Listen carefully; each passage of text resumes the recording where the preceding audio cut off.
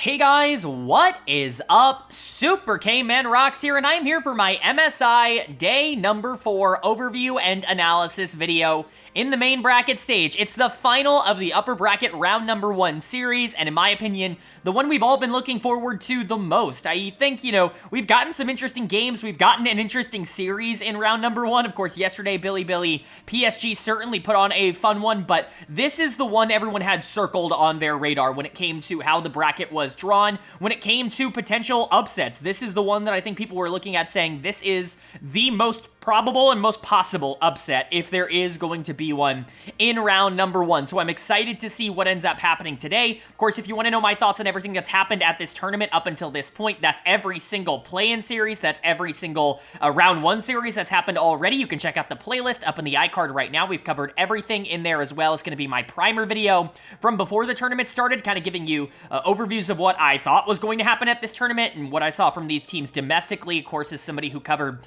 every single game of all 4 of the major regions as well. So, I'd like to think I have some pretty good analysis on this, but today we are going to be talking about the final of the round 1 series, or the upper bracket round 1 series, and I could not be more excited. If you're excited, let me know down in the comments section below. Who did you think was going to win this series? I know there's definitely some regional pride on the line for both of these teams. They essentially represent their regions, whether or not their regions want to believe that or not. These are the two probably most intrinsically tied to their regions of any team in the world, and so it's definitely going to be interesting to see which one comes out on top. Would love to know your thoughts and opinions on everything down below. But without further ado, let's jump right into it. If you are new here, what we're going to do in this video is go game by game, talking about the advantages and the disadvantages that each team was able to generate. I'll be giving a player of the game and a dud of the game for each individual game, and at the end of the series, I will be giving a player of the series to kind of tie everything into a nice, neat little bow. We will be quickly previewing day number 5, or the series that comes up next at the end of the video, but most of today will be spent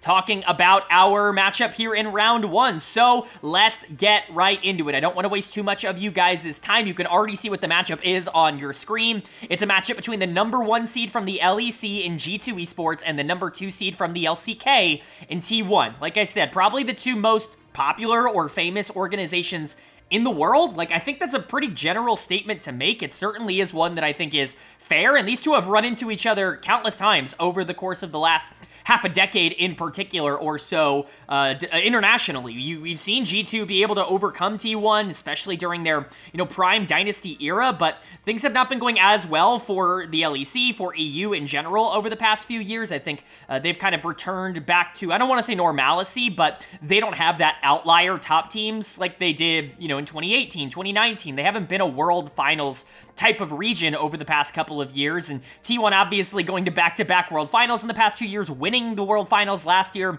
They've always been a team that's ramped up as the year has continued to go along, but neither of these teams are without their own intrinsic flaws, which is why I think this series is going to be so fun. For G2, how have they won this year, and what was the scouting report on them going into this year? Well, I think they're kind of similar, so I'll talk about them in different stages. Going into the year, when you're talking about all 5 members of both of these teams returning, all 5 members of G2 returning, what was their scouting report last year? Well, Hansama was not good enough to play internationally. That was the takeaway from Worlds, I think, for a lot of different people. Caps continues to be excellent. He was looking to kind of get back to his prime form, and nobody was really sure if he was ever going to be 2019 Caps again, but Hans was the one who needed to be better. He was the one where, coming off of Worlds, people were like, if you're going to change anybody, it needs to be bot lane. Then you get into this year, and it kind of ends up being true, but a lot of positives for G2 over the course of this year. Caps is by far the best Western player. In my opinion, the only player outside of the top 4 teams that can compete with the top 4 teams in terms of talent level. He's playing like a borderline top 5 player in the world over the course of this year so far. He really has been that dominant and that good domestically. That is a huge advantage. I'm a big fan of Yike. He's going to have some really bad games, but his good games are dominant as well, and his pathing, I think, generally is very good. He knows how to link up with Caps, and his team fighting, especially alongside a really fed Caps, is very strong. Broken Blade can win lane. He's not somebody that is, inept at the top level. He can play against some of the better mechanical top laners in the world and survive that laning process, which I don't know if a lot of other, Western top laners are going to be able to do. But the concern about the bot lane has certainly not gone away. In fact, to me, it's only multiplied, because Hans has been fine. He's been whatever domestically. I don't think any AD carry in EU has really stood out to me this year as being, amazing. That's been kind of a sticking point, actually, for me over the course course of this year is that LEC AD carries just have not stepped up, in my opinion, but I don't think Hans has been a disaster, but kind of the development is that the MVP of the league last year in Mickey X has been pretty horrible over the course of 2024 so far. I've said it multiple times, this really does feel like Excel Mickey X just kind of stretched out over a larger period of time. He has been one of the least valuable players to his own individual team in the world, like in terms of actually how much he's added or taken away from the team. It hasn't really mattered because, again, Caps is the best player in the region by far, and that's going to get you championships on its own. And it's not like, again, Yike and Broken Blade and even Hans are like horrible domestically, but Mickey has been like a bottom 4 support in the LEC, let alone like what I expect to translate to the international stage. And so he's got to figure something out. Of course, we know Mickey can perform like one of the better supports in the world. We've seen him do it multiple times before. It just has not been on tape so far in 2024. So if you're looking for concerns for G2, bot lane's a concern. And of course, Broken Blade's not the most consistent player in the world. Yike is not the most consistent player in the world. There are concerns with G2 and whether or not they're going to be able to face the best competition, but they're going up against T1, who also has their own set of concerns. There's a reason this team lost in the finals. There's a reason this team lost in round number 2 of the LCK playoffs to Hanwha Life Esports, who's not even at this tournament. They got swept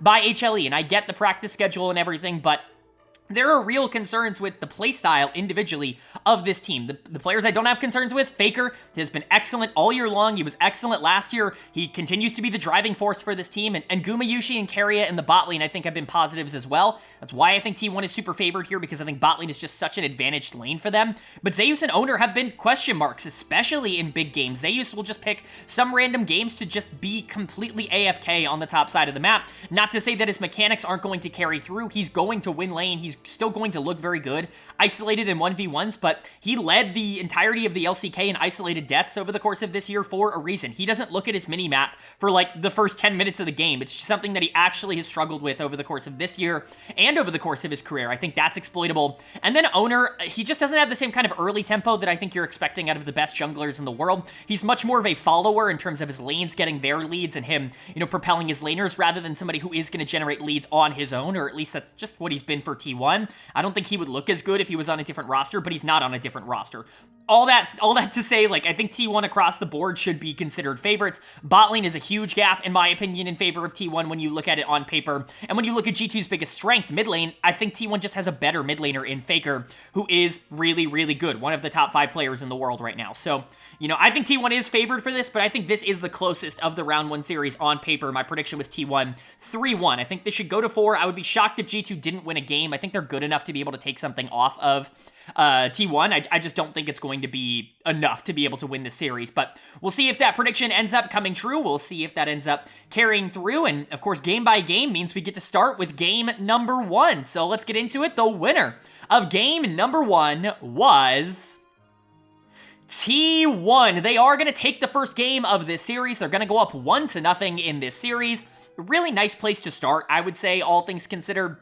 They weren't perfect in this game, but as we've said a lot at this tournament, this very much felt like the classic, top region versus middle region matchup. The traditional, like, Eastern versus Western region kind of gameplay where the Western team can actually hold their own through the first 10, 15 minutes of the game. You see some individual advantages. You see them keeping their foot on the gas. A good gank by Yike in the top lane ends up getting Broken Blade an advantage. You see Caps actually able to 1v1 Faker. Faker oversteps at level 1. There are a couple of, like, small advantages that G2 is actually able to grab, but as this game progressively goes on and as the game continues to move forward, you just have these small advantages that T1 keeps getting. You get a pick here or there, or you get an objective that's just controlled better here or there, and you value the correct objectives more frequently, things like Rift Herald over Dragon.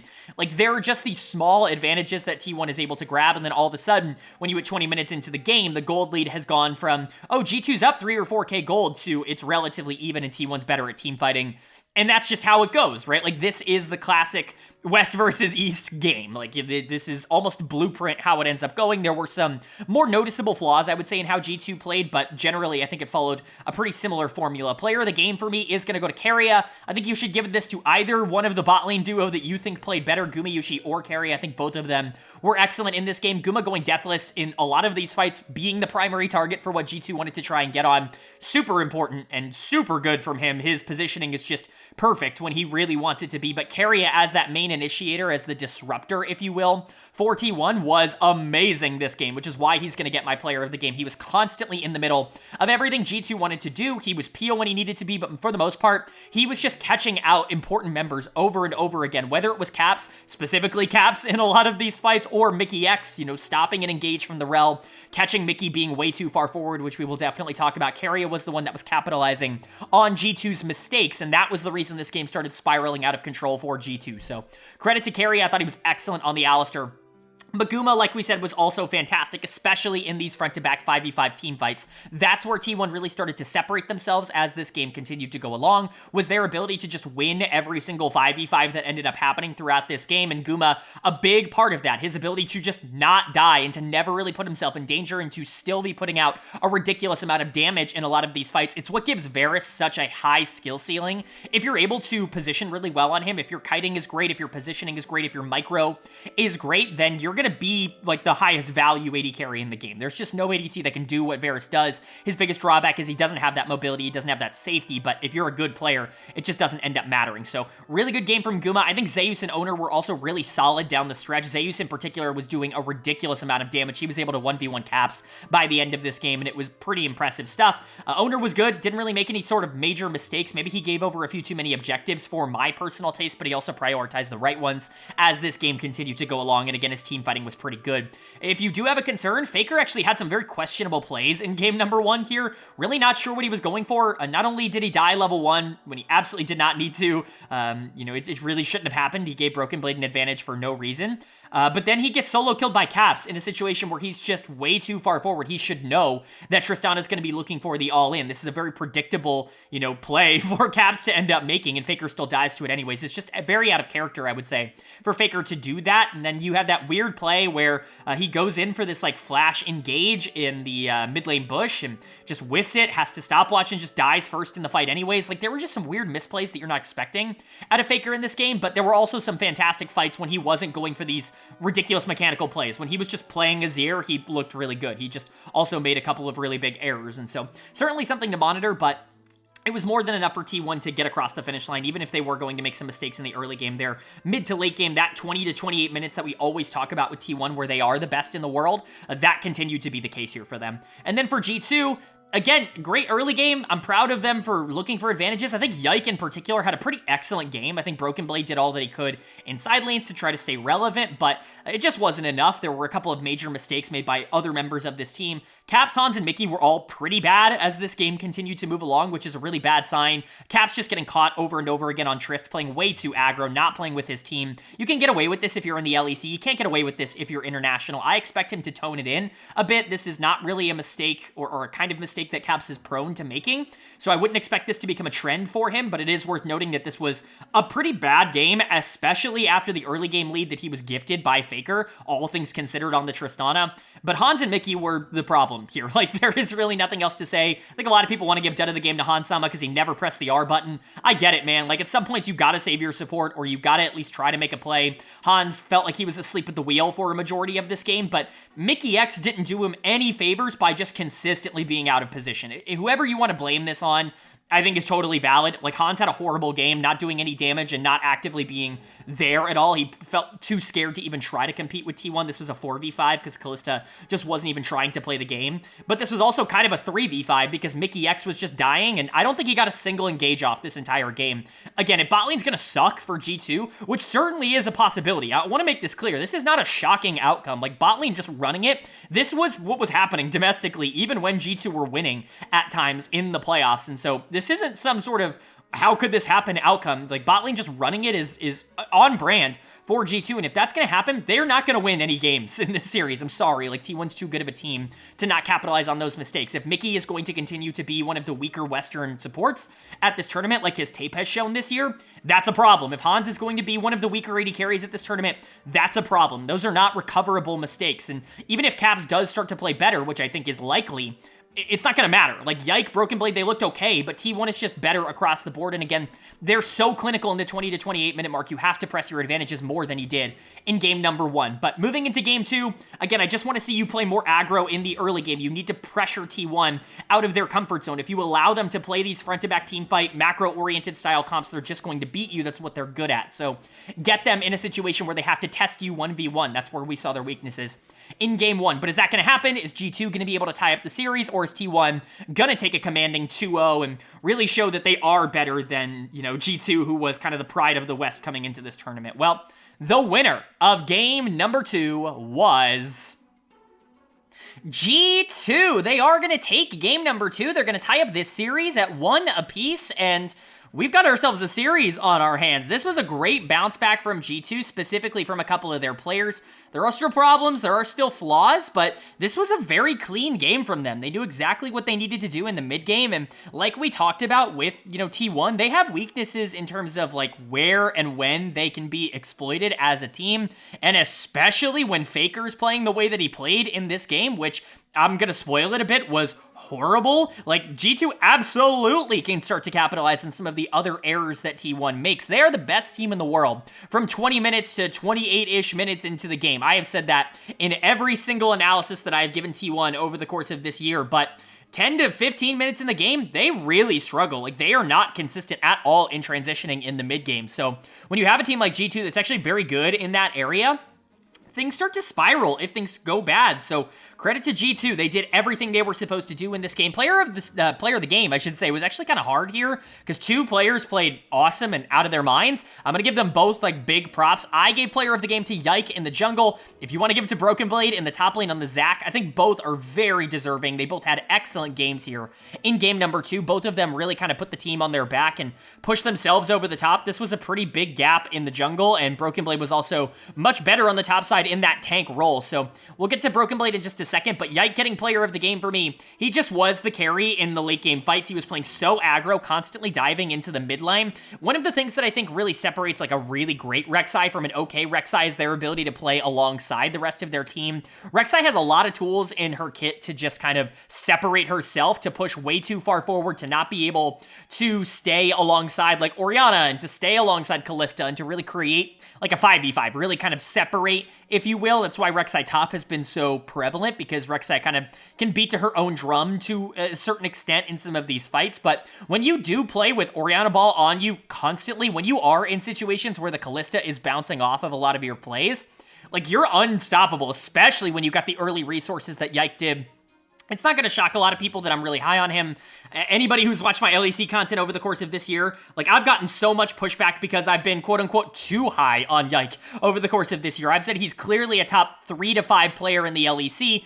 Obviously he's going to have games every once in a while where he doesn't look good at all because he's a young player and he's just very aggressive, but he has significantly more good games than bad games. I think him and Caps have been a lethal duo domestically, and I'm really happy to see that continue to show up internationally. Yike was incredible in this game, and Broken Blade was also incredible at being able to just be relevant in this game. No matter what was happening, he was constantly diving in. His mental this game was super good, whether or not you want to point out that he really shouldn't have been in such a good position. Yike doing a great job in the early game definitely helped him, I would say, a bit, but go look at some of those late game team fights, holding on to abilities, not over, pressing, not diving onto the backline when it feels like there's an opportunity, waiting for the right moment to do everything he needed to do, and always attacking priority targets. This was a perfect, engaged tank game from Broken Blade. This was elite from both of those 2 players. Caps was also very good. Wasn't perfect, wasn't carrying the game, but paired up with the Rek'Sai very well, especially because the Rek'Sai was such a dominant threat in these fights. I will say the bot lane is definitely still a concern. Hansama is still doing a lack of damage in this series, and that's going to be something to monitor even on his signature Kalista. This is not a champion that it's not like, oh, he doesn't play well. This is perma-banned against him domestically. He's gotten it twice in a row, and he's really not been all that useful in this series. At least he was pressing ult here, and Mickey X just getting caught out over and over again on the Leona.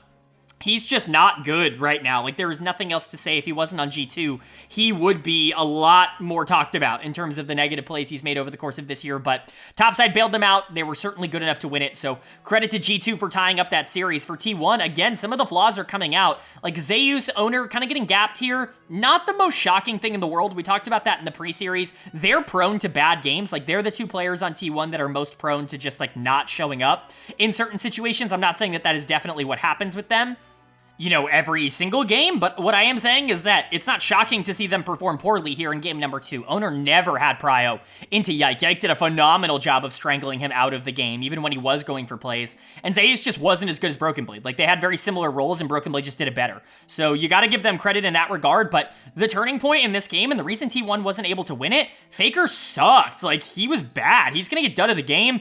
I don't know what else to tell you, man. I mean, he was inting at times in this game. This is genuinely one of the worst games I've ever seen Faker play. I'm not really sure what to take away from that. He was also making a lot of weird errors in game number 1.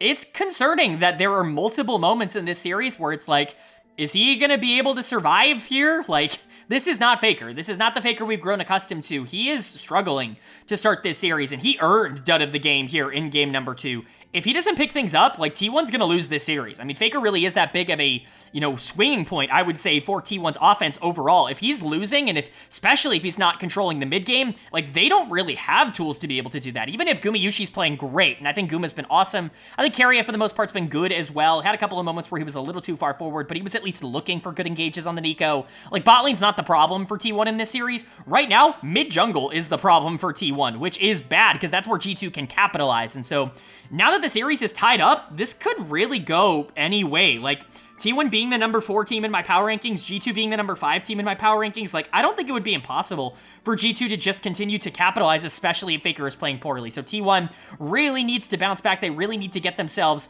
under their own feet, and G2 need to keep the pressure on. If Yike can win early games, this is not good for T1. That's where they need to continue to try and push their advantages, but we're going to see what happens in game 3. This becomes the most important game in a series in a best of 5 when you're tied at 1 apiece. If you can win this, having to win only one of the final 2 games, it puts you at such an advantage, not only in terms of mental, but in terms of how you can prep for draft and things like that. So massive game 3 here, but who's going to be able to take it?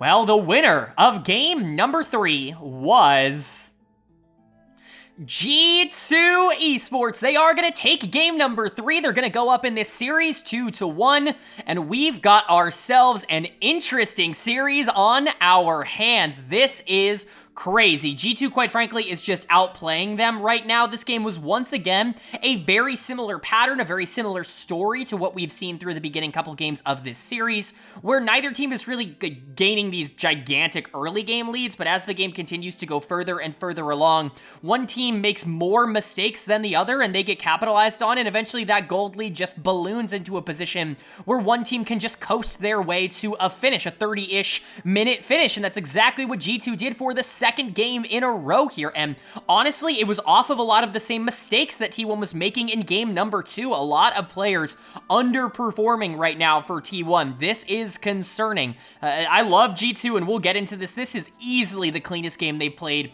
so far in this series, so far obviously at this tournament, but even going back to, like, the LEC, this might be one of the cleaner games they've played from a full team perspective in quite a long time. This was just a very well-rounded performance from them. To do it against T1, who is just kind of shitting the bed in this series at the current moment, certainly intriguing. Like, I want to give T1 the benefit of the doubt. They're not out yet. I'm not going to sit here and say that they're doomed or anything, but they are causing their own demise in these games. This isn't G2 just absolutely, you know, playing out of their minds and being perfect. It's T1 making a lot of mistakes, not trusting that G2 is a good team, not respecting them, and getting punished for it. So we'll go ahead and talk about it. Player of the game, Mickey X, baby. This is what I wanted to see. This is Mickey. Like, where has this been? I will say a lot of this was gifted to him by T1. There were multiple moments in this game where T1 clearly was like, well, Mickey's inting, because that's what Mickey does, is he ints. He runs it down and he makes bad decisions and bad plays, and so we're going to catch him out. Notably, there was him as the Poppy running into Tribush down in the bot lane, and, you know, T1 tries to death bush him, tries to pick him off there, but it's warded the whole time. That play works in both scenarios. It works like, oh, Mickey might have this warded, or alternatively, it works with Mickey's just walking up without any vision, because that's also something he would do, is just walk up and die without vision. And so, you know, obviously that 50-50 failed for T1, but multiple plays like that throughout this game really helped to get Mickey, I think, solidified. But those team fights, I mean, that Poppy was super useful. Obviously, Poppy just generally is going to be very valuable as a champion when you have a lot of mobility on the other side of the map, when you've got things like Callisto, and you've got things like even Camille or Jarvan. Like, these are really good champions for Poppy to be able to try and play against, and I think Mickey did a great job. His positioning was near perfect, and his ability to play the front line, I think, was really strong in this comp. This is the best game he has played in maybe 2024. I think that there is a real argument to be made on that front. Really good stuff. And Hans certainly had his best game of the series, I'll say, so far. This was awesome from him on the Varus, constantly following up really well on things that both the Poppy and the Vi were creating for the team. He was the primary damage dealer throughout a majority of this game, and that's just not a role that G2 has really entrusted him with recently. Like, I know I had a lot of people in my comment section that were like, LOL, you talking about G2 bot lane not being good enough. Did you not watch 2023? I did watch 2023. I watched this bot lane do really well domestically, get a lot of resources, and be a power point of this team, and then go to Worlds and get absolutely bodied when other bot lanes could actually go toe-to-toe with them in the 2v2. And then you come back from Worlds this year domestically, and you see this bot lane struggle domestically, and it's like, okay, well, that's really bad. Hans is not playing well domestically. You know, Mickey's not playing well domestically. What are they going to do internationally? This is what you need them to do. You just need them to calm the storm. You don't need them to dominate the game. You just need them to do their jobs, and that's what they did here. Mickey going above and beyond, in my opinion, but rest of the team's still great. Broken Blade Deathless again here on Yasuo. He's looking great, man. He's having a great series so far. Quite frankly, he's just been straight up better than Zeus through the first 3 games. I know there are a lot of Zeus defenders in my comment section, and, you know, I don't think I was quite as controversial for putting him at number 4 in terms of the top laners at this tournament as maybe some other people would have thought, you know, before finals, but you know, a lot of the problems that Zeus has as a player that I've documented on this channel, they're coming to light in series like this. Broken Blade, again, has just been better. I get that he's getting counterpicked, but he's outplaying him. Like, there's really nothing else to say. Yike has been good, very good in this series. The last 2 games, I think, have been really positive for him. I don't always love Vi, but the Vi was very active in this game, sometimes a little bit too active, but bailed out for the most part by G2 being in good positions. And then Caps was also good. Could consistently hit shockwaves a bit better. Again, there's something off about him in terms of the way he's been team fighting in this series, but it's certainly not enough to drag down the good plays that he's making. G2 generally just looked very good in this one. And then for T1, what's going on, man? Faker had another absolute stinker in this one. Dud of the game again. This is the worst best of 5 I think I've ever seen Faker play. It's hard to say ever, because, like, maybe there's one series that I watched in 2017 in the LCK that I just forgot about. Like, I don't remember a series where Faker has been this much of a problem for T1, but he's been the problem. He has been the worst player on T1 in all 3 of their games so far, and that's not good. Like, that is really, really bad. The Aurelion Soul was just not relevant. He goes for this unbelievable 1v1 in the mid lane where it's so clear that he's going to get absolutely roasted, and he dies. He gets solo killed, and it's like, what is happening? Like, where is the thought process? Where is the decision making? Faker looks like he's APA out there. Like, genuinely, that's how he's playing the game right now. It is unbelievable. Like, I can't even fathom it. I can't comprehend it. Zeus has been outclassed at every single turn of this series. Guma and Keria probably had their worst game of the series here. In game number 3, Owner tried his best to make some plays happen, but just wasn't enough to go around. G2 looks like the better team through the first 3 games, and a lot of that has to do with the fact that Faker and Zeus, the solo laners who have been consistently able to win 1v1s in the LCK, they're just not winning. They're losing in their lane matchups, and that's unwinnable. Like, truly, I think if that's going to continue to be a problem, T1's going to lose this series, and you know, they're on the brink of elimination. They have to win both of the final 2 games in order to move on and to win this series and to not get upset in round number 1. G2 is now in a commanding spot. They have the potential to close this series out in 4 games. This would be huge for the LEC. I don't have to tell you how big this would be if they were able to take down T1, and it would be disastrous for all the people that told me that T1 was ranked too low in my power rankings. So very, very interesting series to see here. Game 4, ridiculously important for both of these. Must win, in my opinion, for both of these teams. G2 doesn't want to go to a game 5 against Faker, and T1 certainly doesn't want to lose in 4 games. That's a disaster. So, big game here, but who's going to be able to take it? Well, the winner of game number 4 was T1. T1, they are going to take game number 4. They're going to tie up this series at 2 apiece, and for the second series in a row here in round 1, we are going to a Silver Scrapes game number 5. I don't want to try and proclaim something too early, because obviously we're very, very early on in this tournament, and I certainly don't want to make any sort of grandiose statement if things just kind of go down the toilet from here,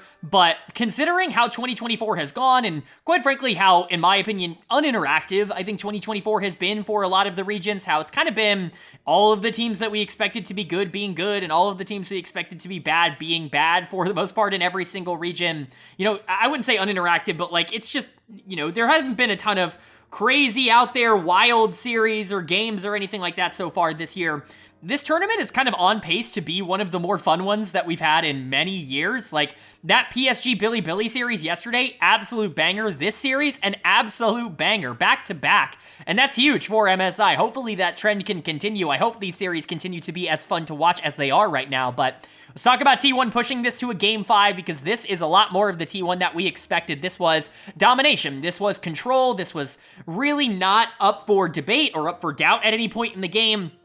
Games 1 through 3 all followed kind of a similar formula where the teams were relatively close in the early game, and then eventually one major mistake kind of piled the game out of control, and the winning team ended up being pretty clean down the stretch. That was not the case here in game 4. T1 got their leads early, and honestly, G2 took a lot of the things that they were doing well and a lot of the things that we wanted to see out of them in this series that, you know, really were giving them advantages, and they said, screw it, we're not going to do that anymore. We're going to draft something entirely different, and we're going to lose because of it. So we'll definitely criticize that as we continue to go along, but player of the game here in game 4 is pretty easily going to go to Gumayusi. He is carrying T1 right now, and one thing that I really want to make a point of is we've been talking about this all year. This has not been some sort of revelation, but you know, if you listen to my LCS or my LEC weekly recaps, or even if you just watch the broadcast, it's not like this has been under-discussed by other analysts. Like, Western AD carries, in particular, in 2024, have looked incredibly weak. Western bot lanes in 2024 have looked incredibly weak. Like, there really have been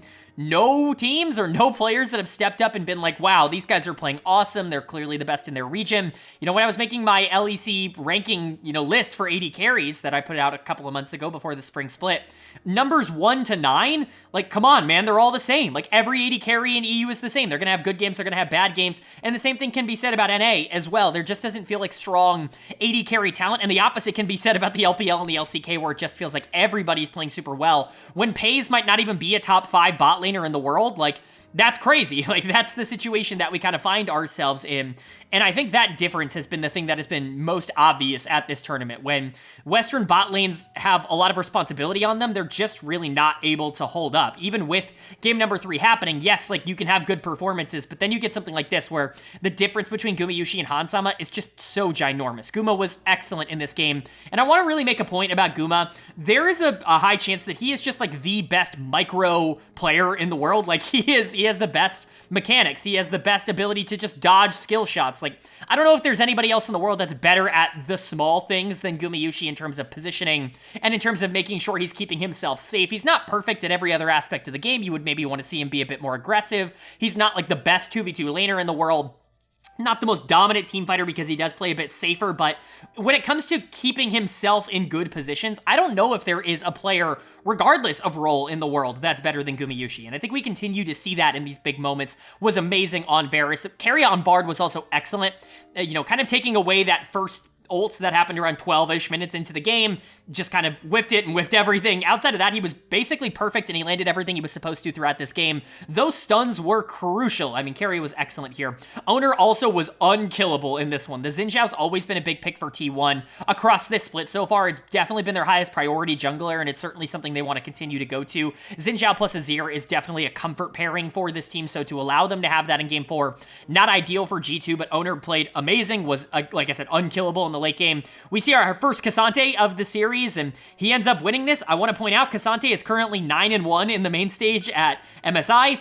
I'm not going to sit here and say that Cassante is broken, but the only game that Cassante has lost this entire tournament, or at least the main stage of this tournament, has been Team Liquid, who just got throttled everywhere. And so You know, I'm shocked to see it take this long for K'Sante to be pulled out, but it really helped rectify Zeus's poor series up until this point, and Faker was definitely better when he got on his Azir. It's kind of funny that that narrative has kind of shifted in that direction, because Faker was always known as the player who had to be subbed out when they wanted to play Azir back in 2015 or 16 with Easy Hoon. So very funny that it's kind of become like the Faker champion. Just goes to show that, yeah, players do develop over time, and, you know, time on a champion will definitely get you better, but much cleaner game from T1. Really just good across the board.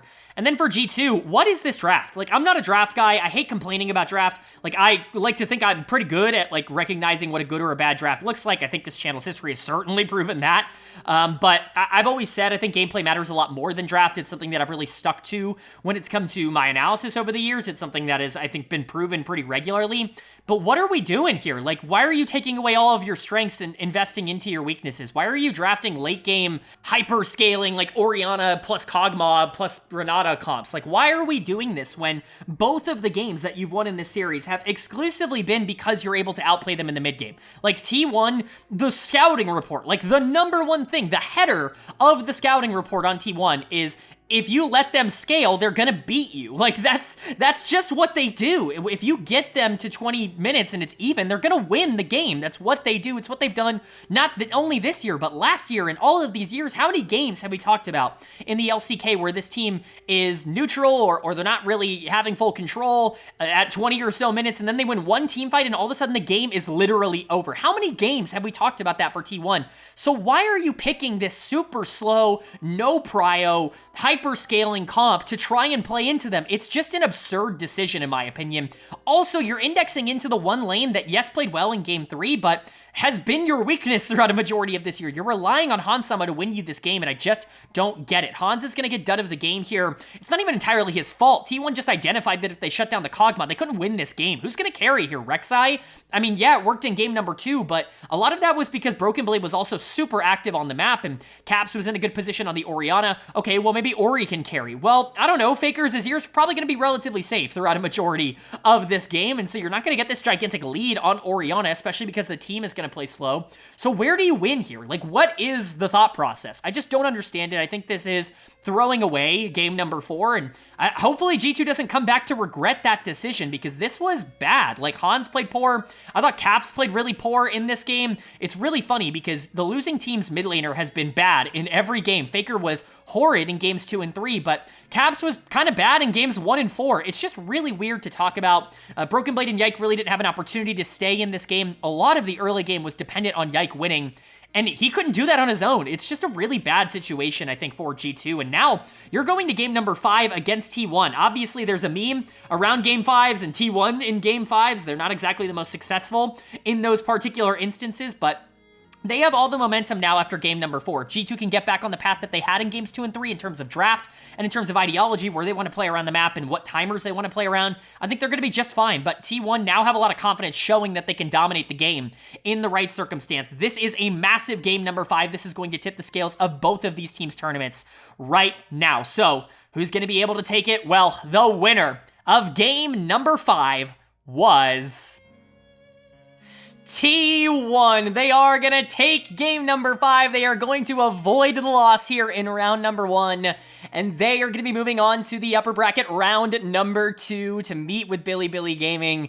What a series. What a game 5. I mean, we talked about a really fun series yesterday, of course, in Bilibili versus PSG, where there was a much clearer, I think, like, underdog versus favorite dynamic. There was still in this series. T1 were the favorites going into this for basically everybody, but G2 is not PSG, right? It's a different dynamic. G2 conceivably could have won this series, I think, going into it. I don't think people would have been completely losing their minds and saying that that was impossible, but unlike what we had yesterday, where it was this super back and forth fun series where it all kind of culminated in a game 5 that just didn't feel all that close, game 5 lived up to the hype in this one. This was awesome to watch. A back and forth game between both of these teams, both of them trying their absolute best to get their individual carries ahead, but on an early game focused comp, T1 says, screw it, we're going going to play an early game comp, and we're going to win in the late game anyways. We're going to go down early on. We're going to be down 4K gold at 15 minutes, and we're still going to win this game. It doesn't matter. We are the best late game team at the tournament, and we are going to continuously prove that. And so here they are proving that. Very good stuff from T1. G2 put up a really strong effort. Couple of mistakes here in game number 5 that I think really ended up costing them, but there are a couple of players that I absolutely have to shout out in a positive manner because they really were that good. So we'll get to it. Let's start with T1 here. Player of the game is going to go to Faker in the mid lane. Finally, Faker showed up. I mean, not that game 4 was like a disaster. He was generally pretty good in game 4, but he also wasn't like the driving force for what they were doing. This was the first game of the series where Faker showed up. Where like Faker, the GOAT, the King of Kings, the unkillable Demon King. This is the first game where I think he actually started playing, and of course it's on Ahri, of course it's on his signature champion, but he dominated this game. He was everywhere, constantly creating havoc and creating nuisance and noise for G2 that they just couldn't quite overcome. He was dashing over walls, he was uncatchable in a lot of situations. His teleports were super on point in this game.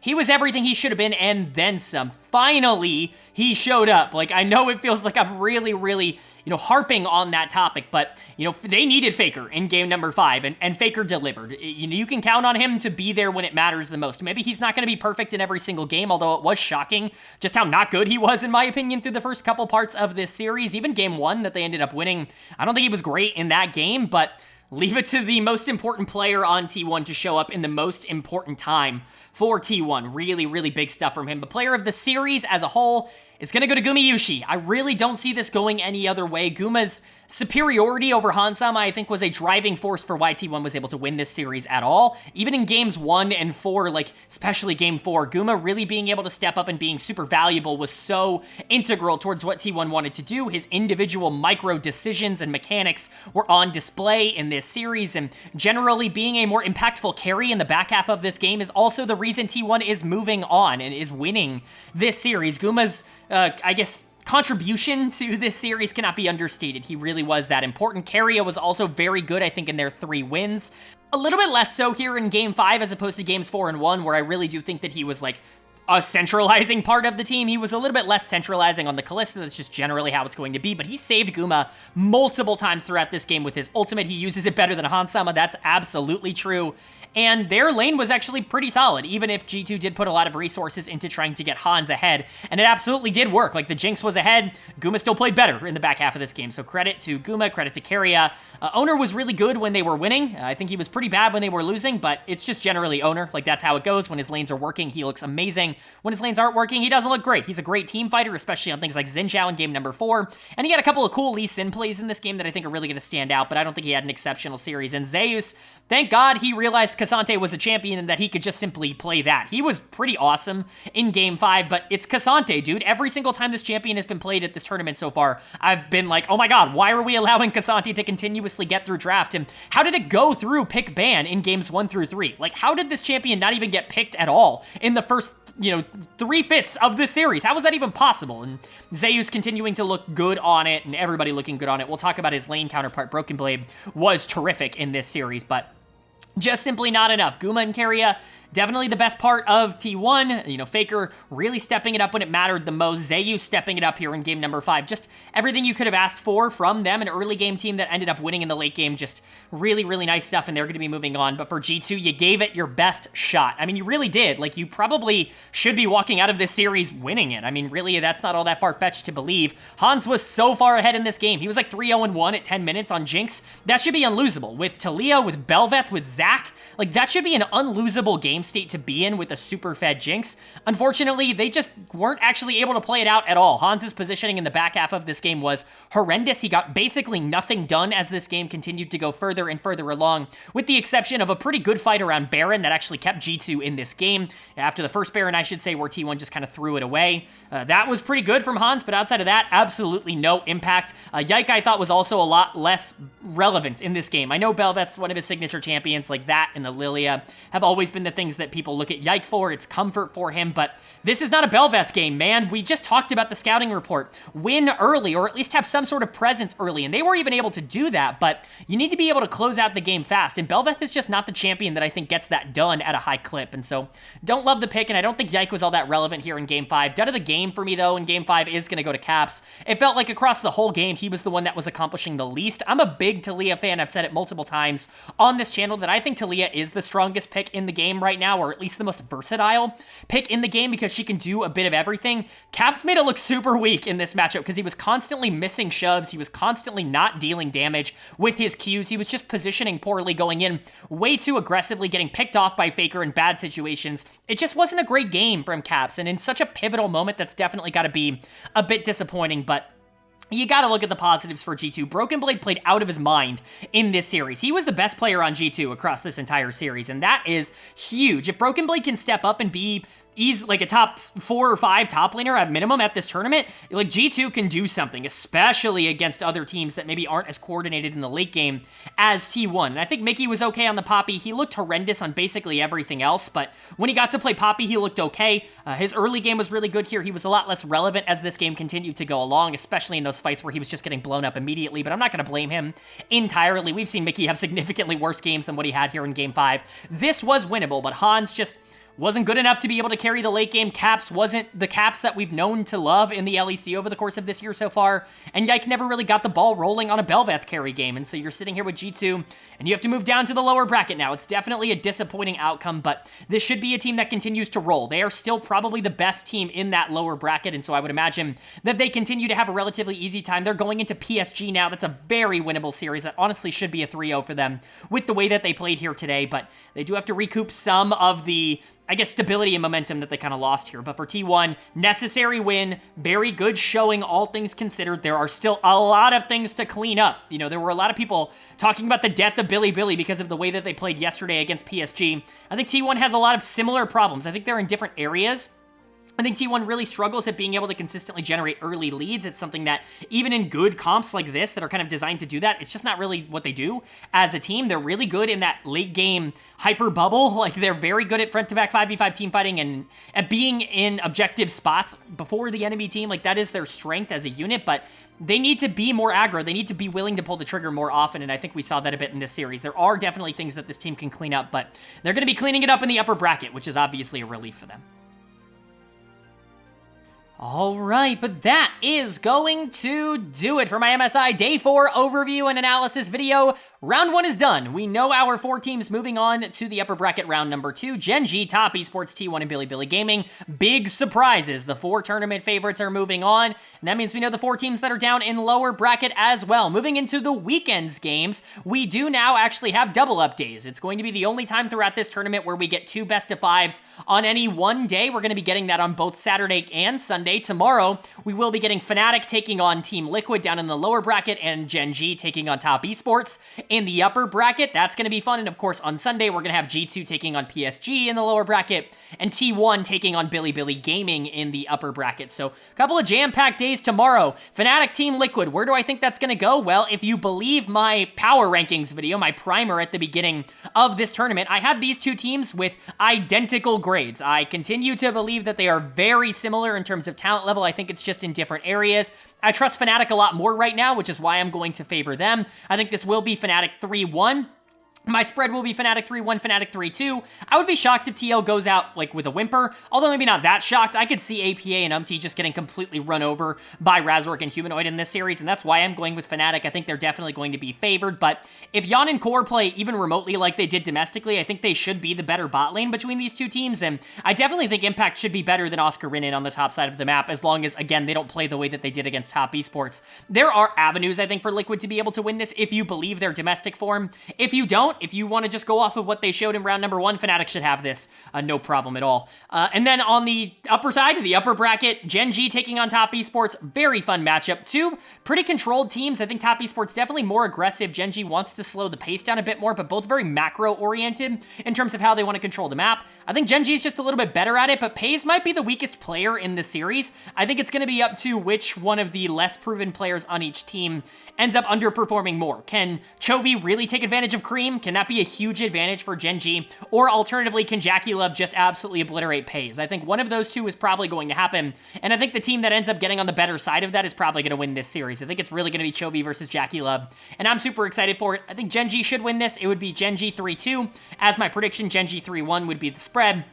Again, I think Fnatic and Gen G should be the teams walking out of tomorrow with wins, but let me know what you think down in the comment section below. Do you agree or do you disagree? What do you think of the series that happened today? Do you think it was the best of the tournament so far, or do you think the PSG's upsets gave you more excitement? Love to know your thoughts and opinions down below. If you enjoyed the video, leave a like. It really does mean a lot to me. It lets me know you guys are enjoying the content, and it does help get this video out to a lot more people, which I'm always very appreciative of. If you're new here, hit the subscribe button. We post about every single day of MSI on this channel, so we're going to be having constant updates. If you're excited for that, hit subscribe, hit that bell so you can be notified when every single one of those videos ends up going live. But of course, with all that being said, I hope you all are having a great day. Hope you continue to have a great day, and I will see you all later.